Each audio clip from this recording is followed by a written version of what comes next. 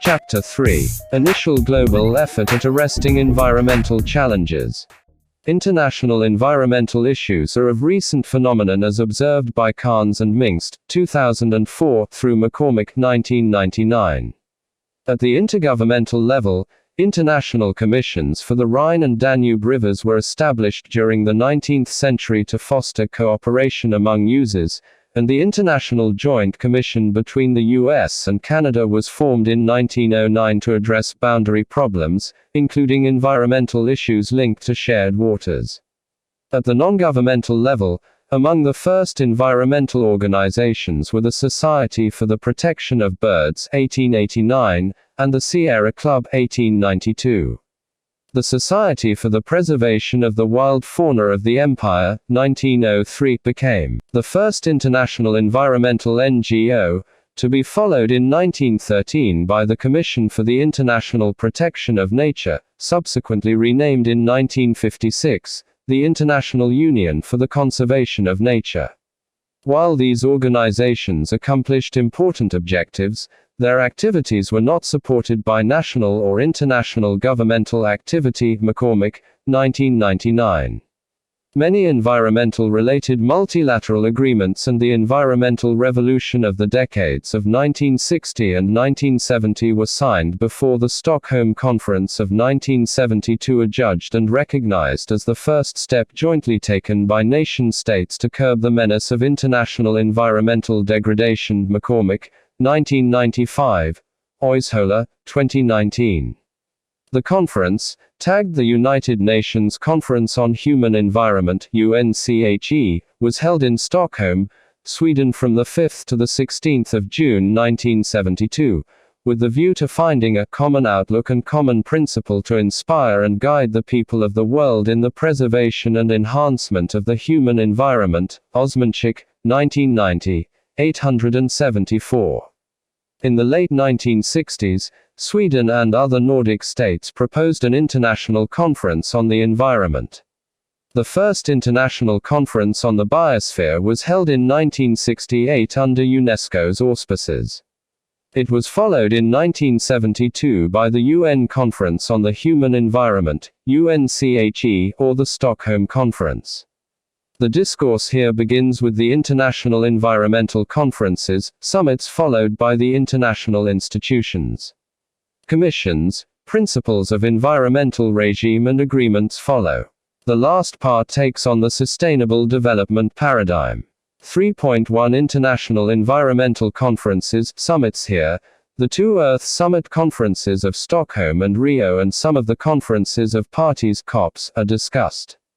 The Stockholm Conference, 1972. During the preparatory meetings for the 1972 conference, UNCHE Secretary-General Maurice Strong, a Canadian businessman, provided the leadership to bridge the divergent interests of North and South by forging the conceptual links between development and environment.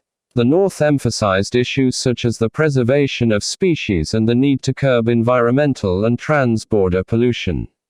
The South, however, feared that environmental regulation could hamper economic growth and divert resources from economic development. Many LDCs were reluctant even to attend the conference and had to be persuaded that environmental problems were neither a concern of the rich only nor a plot to keep them underdeveloped.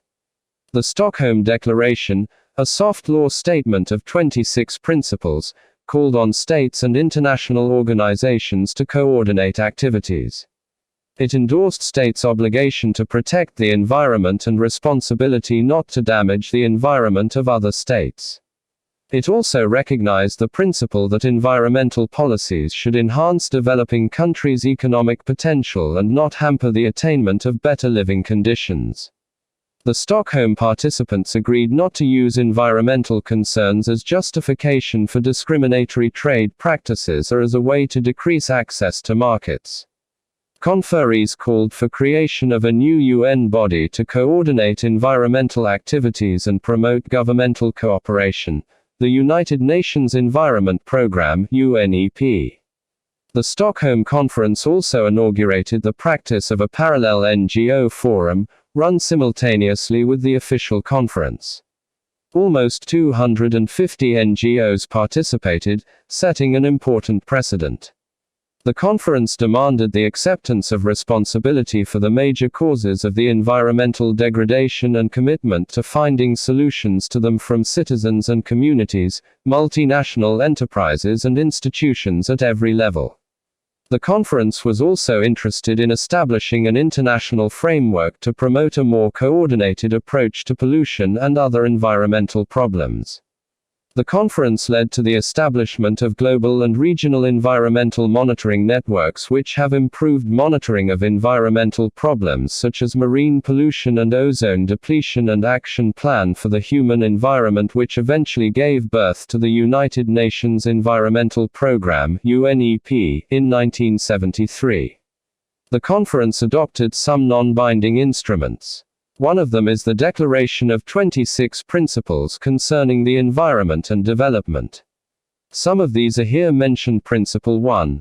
Man has the fundamental right to freedom, equity and adequate condition of life, in an environment of quality that permit a life of dignity and well-being, and he bears a solemn responsibility to protect and improve the environment for present and future generations.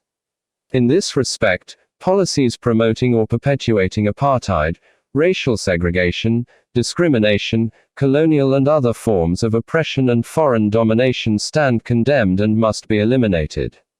Principle 2. The natural resources of the earth, including the air, water, land, flora and fauna, and especially representative samples of natural ecosystems, must be safeguarded for the benefit of present and future generations through careful planning or management, as appropriate.